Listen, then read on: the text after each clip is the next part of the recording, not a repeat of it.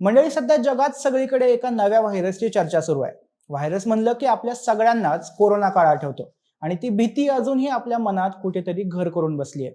आता ज्या व्हायरसची चर्चा सुरू आहे तो देखील कोरोनाप्रमाणेच माणसांपासून माणसांमध्ये पसरणार आहे.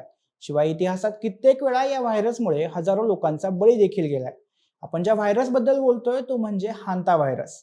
हा व्हायरस नेमका काय आहे, तो किती धोकादायक आहे, तो कुठे समोर आलाय आणि आपण त्याचं किती टेन्शन घ्यायला हवं, हे सगळं आपण आजच्या व्हिडिओमध्ये पाहणार आहोत. नमस्कार, मी सुदेश आणि तुम्हाला आता माहिती आहे आपला विषयच भारी. सगळ्यात आधी तर आपण ती घटना बघूया जी सध्या जगभर चर्चेत आहे. MV होंडियस नावाचं एक डच कंपनीचं क्रूज शिप अर्जेंटिनावरून निघालं होतं. अंटार्क्टिका, दक्षिण अटलांटिक मधल्या दुर्गम बेटांना भेट देऊन परतण्याचा त्यांचा प्लॅन होता. मस्त फिरायचं, पेंग्विन बघायचे असं सगळं ठरवलेलं असताना मध्येच एक भयंकर घटना घडली. 1 एप्रिलला हे जहाज निघालं होतं आणि एकाच आठवड्यानंतर एक एक करून जहाजातील प्रवाशांना ताप, श्वसनाची अडचण, न्यूमोनिया अशा गोष्टींचा त्रास व्हायला लागला. 11 एप्रिलला एका व्यक्तीचा जहाजावरच मृत्यू झाला. त्याची बायकोही गंभीर आजारी होती. तिला दक्षिण आफ्रिकेमध्ये उपचारांसाठी उतरवण्यात आलं, मात्र तिचाही 26 एप्रिलला मृत्यू झाला.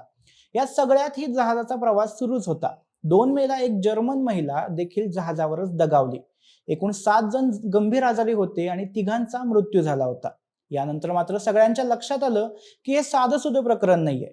हे जहाज आफ्रिकेजवळच होतं. तिथं लगेच रक्ताचे नमुने तपासण्यात आले आणि सगळ्यांना समजलं की हा हांता व्हायरस आहे. बरं, फक्त तेवढंच नाही तर हा त्या व्हायरसचा एंडीज नावाचा स्ट्रेन होता. म्हणजे कोरोनाचे जसे वेगळे वेगळे व्हेरियंट होते, ओमिक्रॉन वगैरे, तसंच हांता व्हायरसचेही प्रकार आहेत. त्यातला हा एंडीज नावाचा स्ट्रेन सगळ्यात घातक आहे, कारण त्याचा संसर्ग एका व्यक्तीपासून दुसऱ्या व्यक्तीला होऊ शकतो. हे समजल्यानंतर मग सगळ्यांचंच टेन्शन वाढलं. हे जहाज कॅनरी आयलंडच्या जवळ थांबलं होतं. स्पेन सरकारने जहाजाला बंदरात येण्याची परवानगी देखील दिली होती. मात्र तिथलं स्थानिक प्रशासनाने या जहाजास बंदरात येण्यास मज्जाव केला. ते म्हणाले की व्हायरस बद्दल आम्हाला पुरेशी माहिती नसताना आम्ही रिस्क घेणार नाही. आजूबाजूच्या बाकी बंदरांनी देखील परवानगी नाकारली. त्यातच जहाजावरचा आणखीन एक प्रवासी पॉझिटिव्ह आला. एकूण 8 कन्फर्म केसेस झाल्यामुळे आता हे जहाज समुद्रातच ठेवण्याचा निर्णय घेण्यात आला होता. मात्र आता एम्स्टरडॅमच्या किनाऱ्यावर हे जहाज पोहोचवलं असून अतिशय सुरक्षित पद्धतीने रुग्णांना जहाजातून बाहेर आणण्याचं काम सुरू करण्यात आलंय, जेणेकरून त्यांच्यावर नीट उपचार करता येतील. पण हा व्हायरस नेमका आला कुठून? हांता व्हायरस हा काही नवीन व्हायरस नाहीये. याचा इतिहास खूप जुना आहे. चीनमधल्या प्राचीन ग्रंथांमध्ये देखील याचं वर्णन सापडतं. जगाला हा व्हायरस मोठ्या प्रमाणात समजला तो 1950 ते 53च्या दरम्यान झालेल्या कोरियन युद्धावेळी. त्यावेळी संयुक्त राष्ट्रांच्या 3000हून अधिक सैनिकांना विचित्र प्रकारचा ताप आला होता. त्यांच्या किडन्या फेल होऊ लागल्या होत्या.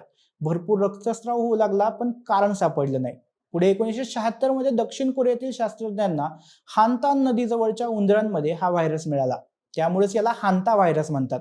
1987 मध्ये WHO ने याला अधिकृत मान्यता दिली. पुढे 1993 मध्ये या व्हायरसचं एक नवीनच रूप जगासमोर आलं. अमेरिकेतल्या अॅरिझोना, न्यू मेक्सिको, युटा आणि कॉलोराडो या 4 राज्यांच्या सीमेवर असणाऱ्या 4 कॉर्नर्स भागात वेगळीच महामारी आली. इथले तरुण आणि निरोगी माणसं पटापटा मरायला लागली होती. श्वास घेता येत नाहीये आणि फुफ्फुस निकामी होत आहेत ही त्याची प्रमुख लक्षणं होती. 2 वेगवेगळ्या ठिकाणी वेगवेगळ्या लक्षणांमुळे आजारी पडणं आणि मग मृत्यू, या सगळ्यामुळे जगानं हांता व्हायरसला गांभीर्यानं घेण्यास सुरुवात केली.